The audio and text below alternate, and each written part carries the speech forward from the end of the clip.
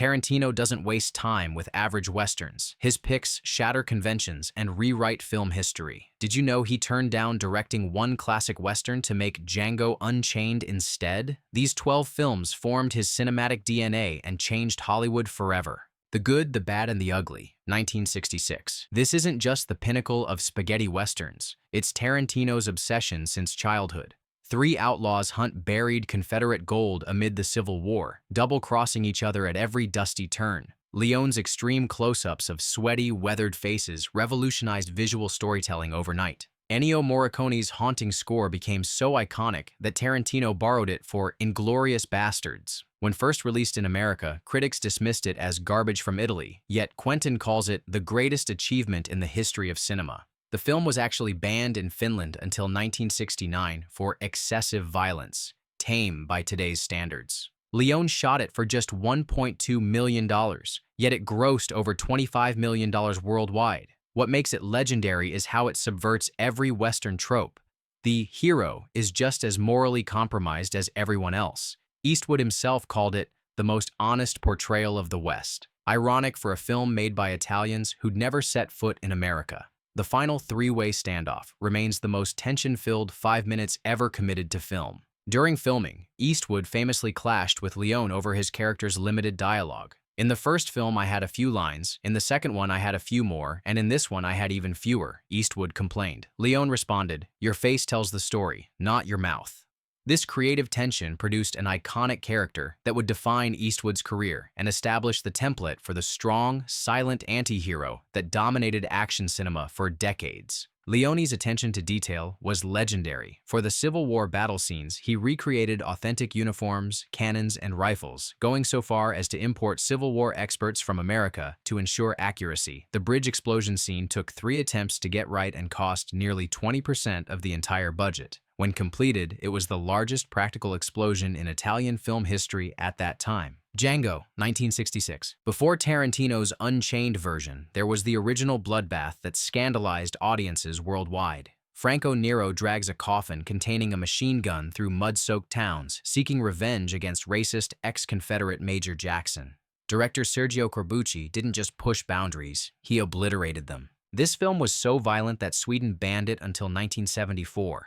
Tarantino worships it, calling Corbucci's West the most pitiless landscape in cinema history. The infamous ear-cutting scene directly inspired Reservoir Dogs.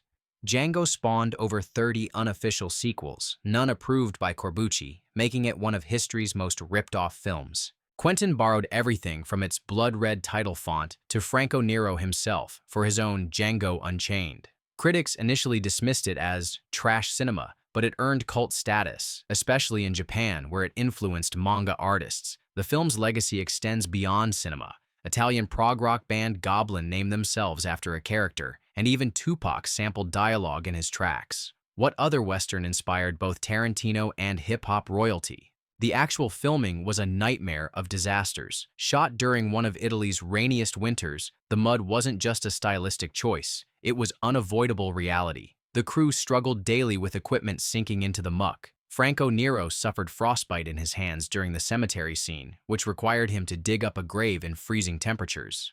When asked why he didn't use a stunt double, Nero replied, "Because Django wouldn't have used one." The film's budget was so tight that the town set was actually recycled from another spaghetti western. Corbucci couldn't afford to build a new one, so he simply had the existing set covered in mud to make it look different. This accidental aesthetic decision created the film's signature look, which influenced Western visuals for decades to come, including HBO's Dead Wood. Rio Bravo, 1959. Howard Hawks created this Western as a direct counterpunch to High Noon, which he despised for showing a sheriff begging for help. Instead, John Wayne's sheriff proudly refuses assistance against overwhelming odds. Tarantino screens this film before every movie he makes, calling it his good luck charm. What makes it revolutionary? It throws out Western pacing entirely. Characters actually hang out, talk, and develop relationships rather than just shooting each other.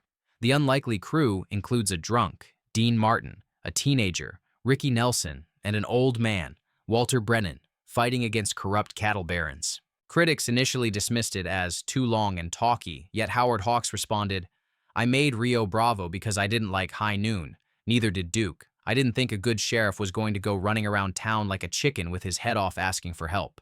The film's influence is massive. John Carpenter remade it twice, Assault on Precinct 13 and Ghosts of Mars, and Tarantino borrowed its siege structure for The Hateful Eight. Its greatest achievement? Making Dean Martin credible as a recovering alcoholic in an era when addiction was played for laughs. The on-set chemistry was legendary. Wayne and Martin formed a genuine friendship during filming that lasted for decades. Hawks encouraged improvisation, letting the actors find natural rhythms in their dialogue. The famous My Rifle, My Pony and Me musical sequence wasn't in the original script. It happened because Hawks overheard Martin and Nelson jamming between takes and decided to include it. This organic approach to filmmaking created authenticity rarely seen in studio westerns. Hawks deliberately shot most scenes in confined spaces, jail cells, hallways, saloons, creating a claustrophobic tension that builds throughout the film. He also pioneered the Hawksian woman character with Angie Dickinson's Feathers, a female character who stands equal to the men rather than serving as mere romantic interest. At 27, Dickinson was half Wayne's age, yet their romance feels genuine due to her strength and agency throughout the film. Once Upon a Time in the West, 1968. Leone's epic revenge tale clocks in at nearly 3 hours, every minute dripping with atmosphere. Henry Fonda plays against type as a child-killing villain, while Charles Bronson's harmonica-playing Avenger barely speaks 10 lines. Tarantino calls this the greatest film about mythology ever made. Paramount executives nearly had heart attacks upon seeing the finished film. The opening sequence alone is 14 minutes with barely any dialogue. They demanded cuts, which Leone refused. When first released in America, critics trashed it, and audiences stayed away. It was chopped down to 145 minutes and flopped spectacularly in the US. European audiences, however, embraced it, with French critics declaring it better than the Bible. Today, it's considered Leone's masterpiece, with Tarantino specifically citing the opening sequence as pure cinema. Leone shot over 25 drafts of the script and hired both Bernardo Bertolucci and Dario Argento as writers, two directors who would later become legends themselves. The film's greatest achievement? Turning the traditional Western inside out by making it a female-centered revenge story with Claudia Cardinale as its emotional core. Leone's casting of Henry Fonda shocked Hollywood. The actor had built his career playing American heroes in films like Young Mr. Lincoln and The Grapes of Wrath. When Leone proposed he play a child killer, Fonda initially refused. Leone persisted, saying, "Picture this. The camera shows a gunman from the waist down pulling his gun and shooting a running child. The camera pans up to the gunman's face and it's Henry Fonda." The subversion of Fonda's image was deliberate cultural sabotage. The film's production was epic in scale. Leone constructed a complete frontier town in Spain's Tabernas Desert, which still stands today as a tourist attraction. For the railroad sequences, he built actual working train tracks and acquired vintage locomotives. The attention to detail extended to costume design. Leone had Claudia Cardinale's dresses aged artificially to show weeks of travel wear. This obsessive authenticity created a world that felt genuinely lived in rather than freshly constructed for filming. McCabe and Mrs. Miller, 1971. Robert Altman flipped the Western on its head with this anti-capitalist fable set in a muddy, rainy mining town, a far cry from Monument Valley. Warren Beatty plays a small-time gambler who partners with a madam to build a brothel empire, only to face corporate takeover. Tarantino praises its hypnotic, dreamlike quality. Critics were baffled upon release. The mumbled dialogue, overlapping conversations, and Leonard Cohen's soundtrack broke every Western convention. Roger Ebert initially gave it a middling review, only to later include it in his Great Movies collection. The film was shot chronologically as the town was being built, giving it unprecedented authenticity. What makes it revolutionary? It's the first Western to show frontier life as miserable rather than romantic. Altman deliberately desaturated the color and used fog filters to create its distinctive hazy look. The film's greatest technical achievement was shooting by candlelight decades before Barry Lyndon made it famous. Christie earned an Oscar nomination, but the film was mostly overlooked. Altman later said, "I made a Western where the hero doesn't get the girl and dies in the snow." Not exactly what the studios wanted. Altman's unconventional methods extended to the cast. He encouraged actors to create their own dialogue rather than strictly following the script. To capture realistic conversations, he recorded each actor on separate audio tracks, creating his signature overlapping dialogue in post-production. The result feels like eavesdropping on real people rather than watching performers recite lines. The set itself became a character in the film. Altman built an actual functioning town in the forests of British Columbia, with cast and crew living there during production. As the town expanded during filming, so did the movie's story. Buildings that appear under construction in early scenes are completed by the film's end. This integration of production design with narrative remains unparalleled in Western filmmaking. Ulzana's Raid, 1972. Burt Lancaster stars in this brutal film about Apache warrior Ulzana, who escapes the reservation with his fighters, forcing an inexperienced lieutenant and veteran scout to hunt them down. Tarantino ranks this as the greatest Western of the 1970s and praises its blending of the Western and war movie genres. What makes it radical? It refuses to take sides, showing both Apache violence and white arrogance with unfiltered realism. The film was a commercial disaster, earning just $1.1 million on a $3.5 million budget. Critics were divided. Some called it racist, while others praised its complexity. Director Robert Aldrich shot it as a direct commentary on Vietnam, with the young lieutenant representing America's naive intervention and Lancaster's scout the pragmatic realist. Aldrich later said, "The film is about the dehumanizing effects of battle, not about Indians." Tarantino specifically cites the film's unflinching violence as influencing The Hateful Eight. Lancaster, who was 58 during filming, performed all his own stunts despite breaking his foot halfway through production. The film's greatest achievement, demonstrating that Westerns could address contemporary political issues without sacrificing authenticity. The screenplay by Alan Sharp stands among the greatest Western scripts ever written. Sharp extensively researched Apache warfare tactics, consulting historical documents and interviewing historians. The result captures the strategic brilliance of Apache fighters while never romanticizing their brutality. Lancaster so believed in the script that he took a pay cut to ensure the film got made when the studio threatened to pull funding.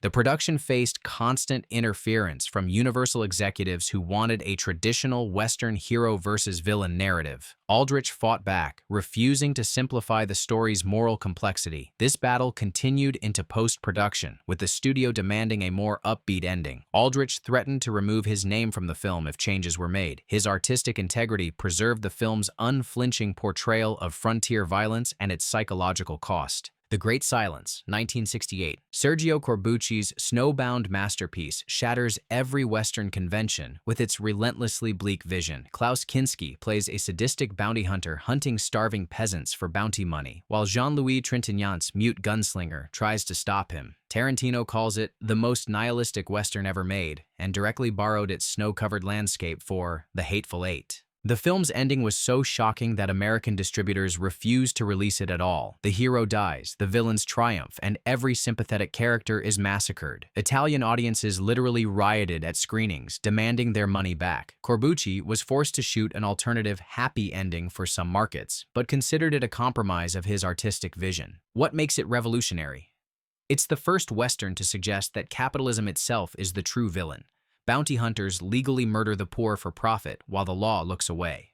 The film's score by Ennio Morricone uses a melancholy piano theme instead of traditional Western instruments, creating an atmosphere of impending doom. Quentin specifically praised how the film uses silence as a narrative device. The hero cannot speak, forcing audiences to read his expressions rather than hear dialogue. Filming in the Italian Alps in winter nearly killed cast and crew. Temperatures dropped to 22 degrees Celsius, freezing camera equipment and causing cases of hypothermia. Trintignant developed severe frostbite on his hands during the scene where he's dragged through snow. The brutal conditions actually enhanced performances. The visible suffering on screen wasn't entirely acting. Kinski, always volatile, nearly quit several times, once threatening Corbucci with a knife when asked to reshoot a scene. The film's visual style influenced countless directors beyond Tarantino. The Coen brothers borrowed from it for Fargo, and it's considered the precursor to modern revisionist westerns like Unforgiven. Despite never receiving proper American distribution, it became a cult classic through bootleg copies. Tarantino himself first saw it on a grainy VHS tape borrowed from a video store employee. He later helped fund its restoration and proper release, calling it the Western most deserving of rediscovery. Winchester 73, 1950. James Stewart hunts down the man who stole his prized rifle, a 1-in-1,000 Winchester that passes through multiple owners, leaving destruction in its wake. Tarantino ranks this as Anthony Mann's masterpiece, praising how it turns a rifle into a character with its own destiny. Stewart revolutionized Hollywood's payment structure with this film. Instead of his usual $200,000 fee, he took 50% of profits, ultimately earning over $600,000. The studio heads were furious, but it changed actor compensation forever. Critics initially dismissed it as just another Western, only to later recognize it as the birth of the psychological Western.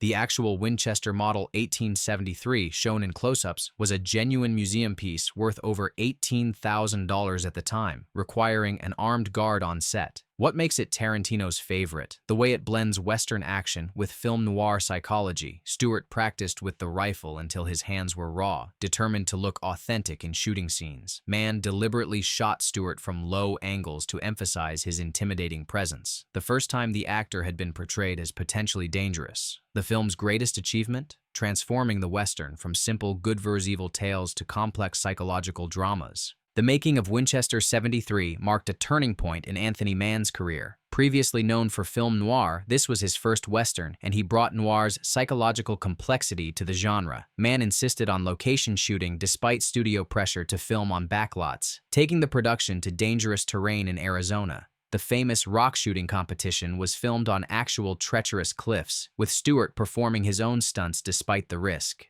The film pioneered the psychological Western by showing how violence psychologically damages those who commit it. Stewart's character carries trauma that gradually reveals itself through subtle performance choices rather than exposition. This approach influenced everything from Eastwood's Unforgiven to modern Westerns like No Country for Old Men. As Tarantino notes, before Winchester 73, Westerns were about external conflict. After it, they became about internal conflict too. The Hellbenders, 1967. This overlooked Sergio Corbucci gem follows a Confederate colonel and his sons who slaughter Union soldiers, steal their money, and plan to restart the Civil War years after it ended. Tarantino loves that there are absolutely no heroes, everyone's the bad guy. The film was barely released in America, yet Tarantino discovered it while researching *Inglourious Basterds* and became obsessed. Joseph Cotten, previously known for elegant Orson Welles films, shocked audiences by playing an unrepentant racist criminal. The film's brutal violence caused it to be banned in the UK until 1994. What makes it revolutionary? It's the first Western to suggest the Confederacy wasn't just defeated, it was morally bankrupt. The heroes of most Westerns became the villains here. Corbucci shot it back-to-back with Django, using many of the same sets and crew.